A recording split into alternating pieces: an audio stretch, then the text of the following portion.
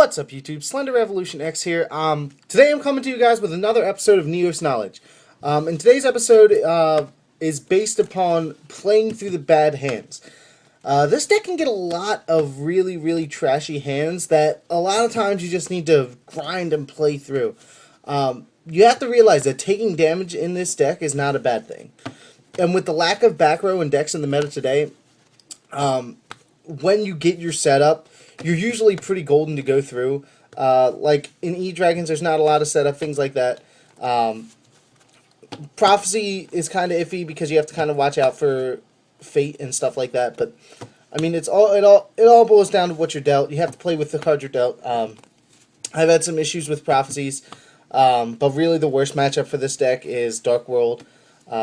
Because getting eradicated is so terrible. It's not even like as bad in Evil Swarm. I can get around Evil Swarm, things like that.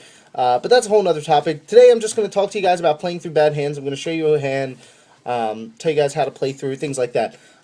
So without further ado, let's dive into it.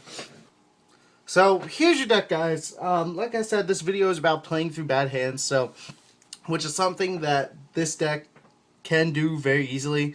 Like, you run into a lot of bad hands opening with this deck, but one thing you have to realize is playing through them, like I said, it plays through them very well. I think part of that is due to the fact that taking life points in this deck is a good thing. It just powers your Neos OTK, it makes your monster stronger, and it makes your life point push that much bigger. So that's one thing you need to realize when playing this, is that taking life points is not a big deal. You essentially, the more you take, the better you're going to be off. As long as the closer to zero without actually hitting zero you get, the better off you are. So without further ado, let's draw into this hand. Let's see what we get here. Okay, so as you guys can see, there's not really any playable targets in this hand, and like monster wise. And when you don't have a target for these three cards, you're pretty rough off. It's hard to have these power cards sitting in your hand and not being able to do anything with them. The one savior that I have found in this deck is Polyduality. This card has saved me more times than I can count. It allows you to sift through your deck, get to the cards that you need, and set up future plays. So having this in your opening hand is always a good thing. Another thing I like opening up with is Breakthrough Skill. I love this card for the fact that it's a dual ability card. You can reuse it when it's in the graveyard, things like that. And people sometimes question why I run this over any kind of defensive cards. I geared this deck more towards the OTK and being as offensive as possible. And I think this card can deal as an offensive card due to the fact that it negates effects. We know how good Effect Veiler has been in this format. And I think this is another testament to how good negating effects is. When you're trying to push over things like a Dracosac or Zenmaines, this card comes in handy like you wouldn't believe. And I think it's a great card to set first turn if you have nothing else, because it can hold off your opponent's plays. If they play that Dracosac, that's the most common open move of a Dragon player, is to go with the Dracosac. You can negate it with Breakthrough Skill, not allow it to get its tokens, push over it next turn pretty easily. So I do love Breakthrough Skill, and even if it gets MST'd, it's still not a dead card. Like, if you were to set a compulsory and it gets MST'd, it's done. It's game over. It's useless at that point. So I really like having this card in this deck. For those of you that were questioning it. But back to this hand, Neospace isn't really good to open up with either. I'd rather get Neospace Pathfinder and trim the deck. A lot of things you realize that this deck is deck trimming. Because you really need to be able to get to your power cards as quick as possible, especially if you're trying to pull off an OTK. So, not being able to really deck trim too much. Like I said, it's not terrible, but I'd like to be able to do more. The only reason that deck trimming isn't too bad with this hand is because you already have these two power cards in the Miracle Fusion and Miracle Contact, and you do have the Contact or the Convert Contact here just in case you Duality or draw into a Neospacian. So let's Duality, see what we can get here. Well, there's your Hero Lives. That's a pretty big card to open up with, but things you have to realize right now before you scoop up that Hero Lives and say, oh, I've got the OTK with the Hero Lives and the Miracle Contact. You really don't, because you don't have one of the two targets. The best Hero Lives play is when either having a Neos or a Neospatian in the graveyard, you can Hero Lives into Stratos, search a Prisma, then play Prisma, ditch with Prisma's effect, then Miracle Contact. And that sets up a big OTK. So in this situation, you have to be smart about it. I understand that this is the biggest card in the deck and you only can run 2 of them, and passing up on it is kind of hard to do. But because you wouldn't be able to do anything with that, I think in this situation it'd be smart to go for the Dark Panther just to use the Convert Contact. So we're going to go with that and use that thing. And Convert Contact is such an amazing card. Like, so now if we draw into a Hero Lives, we're in really good shape due to the fact that, you know, we have the setup for the OTK. And if you don't, like I said, I've tried to construct this deck to where it can compete in grind games. So there's that. We'll say they cut it. And draw 2. 1, 2. Now, that's a pretty solid setup because you have your Miracle Fusion live at this point with the Alias. So you're probably going to go with playing Alias and then set the breakthrough skill and then pass. And then if they destroy the Alias, they do. If they don't, they don't. With this, I probably think the Alias may survive depending on what you're playing against. It's hard to get over 1900 beater with a non-effect monster unless you're able to go in into an Exceed play. So I think Alias would... let's assume he survives. So your Alias survives. You draw into your next card, which is a second breakthrough skill. At this point, you're in pretty good shape because you can either normal summon him again into Neos and then play this, and he becomes a 2400 beater.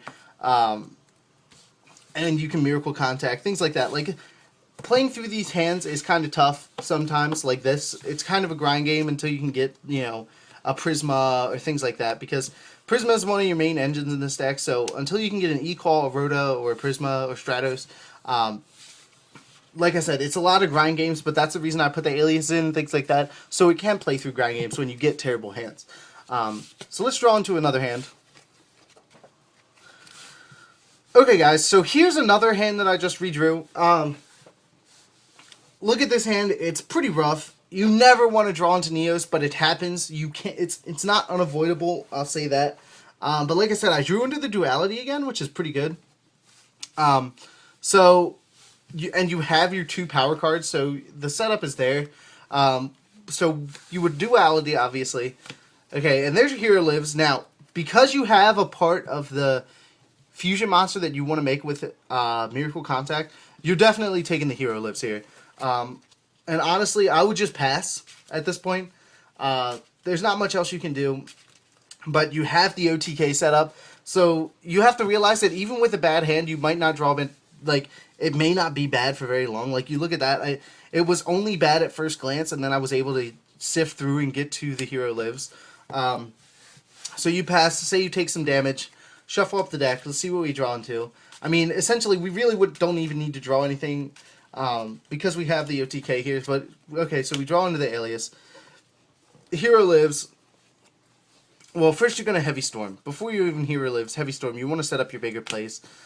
Hero Lives, and then now we can definitely go into the Stratos one I was talking about earlier, where you go Stratos, then Prisma, then ditch Hummingbird, Exceed into Excalibur.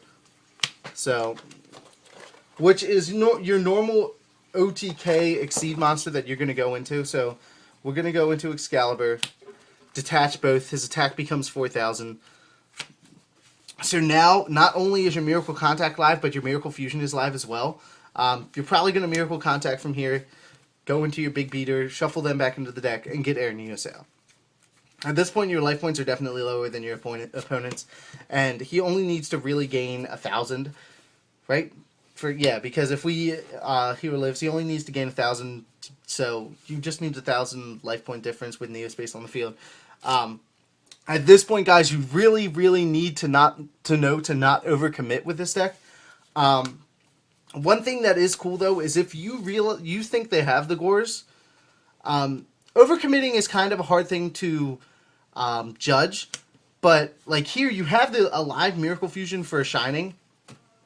So say they have, I mean, I don't really know what they would have. You could Miracle Fusion into Shining into Great Tornado, depending. If they have the Gores, the only thing is if you can push with the middle attack, like with this is 4,000 right now, if you push over with 4,000, he drops the Gores and he has the token, you can push over into the token with the Shining, lower your life points more. I actually have had this happen with a couple DN games where you push over it, lower your life points more, and then the Arnios attack over the token actually ends up being gain in itself. Because you figure they've already taken 4,000. So, I mean, it's kind of iffy. I was really low on life points. It's all situational.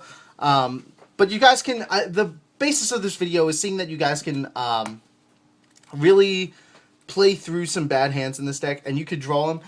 You just really need to be patient. You will get there. A lot of times I've seen myself opening up with terrible hands, and then 1, 2, 3 turns into the game, I draw into the OTK. So, or into un-OTK, because there are several runs in this deck. But other than that, guys, I mean, that's pretty much everything. I just wanted to explain to you guys and, to encourage you guys to be patient with this deck. If you are playing it, there are some things that you can run into, but you can play through these bad hands. You can get there, and you can OTK people. So, other than that, guys, please thumbs up this video if you liked it. If you have any comments, any concerns, questions, leave them in the comment section below. I'll be sure to get back to you guys. Other than that, as always, subscribe to join the revolution today. This is Slender Revolution X signing out. See you guys.